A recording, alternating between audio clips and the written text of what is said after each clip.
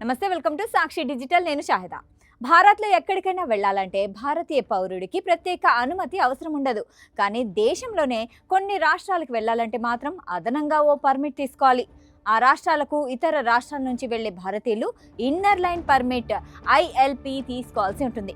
ఆ రాష్ట్రాలు ఈశాన్య భారతదేశంలోని అరుణాచల్ ప్రదేశ్, నాగాలాండ్, మిజోరాం, మణిపూర్. ILP నిబంధనకు బ్రిటిష్ పాలన నాటి చరిత్ర ఉంది. 1873లో బ్రిటిష్ ప్రభుత్వం బెంగాల్ ఈస్టర్న్ ఫ్రాంటియర్ రెగ్యులేషన్ను తీసుకొచ్చింది. గిరిజన ప్రాంతాల్లోకి బయటి వ్యక్తుల రాకపోకల్ని నియంత్రించేందుకు ఇన్నర్ లైన్ విధానాన్ని తీసుకొచ్చింది. స్వాతంత్రం తర్వాత కూడా ఈ విధానం కొనసాగింది. స్థానిక గిరిజనుల భూములు, సంస్కృతి, సాంప్రదాయాలు, జీవన విధానాన్ని పరీక్షించడంతో పాటు బయటి వ్యక్తుల రాకపోకల్ని నియంత్రించేందుకు ఇప్పుడు దీన్ని అమలు చేస్తున్నారు.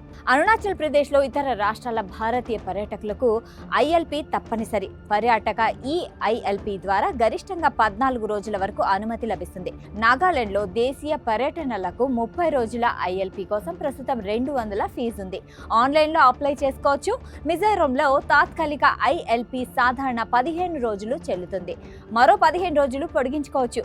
మణిపూర్లో 2019 డిసెంబర్ నుంచి ILP అమల్లో ఉంది. తాత్కాలిక పర్మిట్ గరిష్టంగా 30 రోజుల వరకు చెల్లుతుంది. ప్రస్తుతం ఫీజు ₹100గా ఉంది. రాష్ట్రాన్ని బట్టి నిబంధనలు మారతాయి. సాధారణంగా ప్రభుత్వ గుర్తింపు కార్డు, ఫోటో, జర్నీ డీటెయిల్స్, అవసరమైతే స్థానిక సంప్రదింపు వివరాలు సిద్ధంగా ఉంచుకోవాలి. పర్యటనకు ముందు సంబంధిత రాష్ట్ర అధికారిక పోర్టల్లో తాజా నిబంధనలు, ఫీజుల వివరాలను పరిశీలించడం మంచిది. ILP అంటే ఆ రాష్ట్రాలకు పర్యాటకులు వెళ్ళకూడదని కాదు. బయటి రాష్ట్రాల భారతీయులు ప్రవేశించేందుకు ముందస్తు అనుమతి తీసుకోవాలన్న నిబంధన మాత్రమే.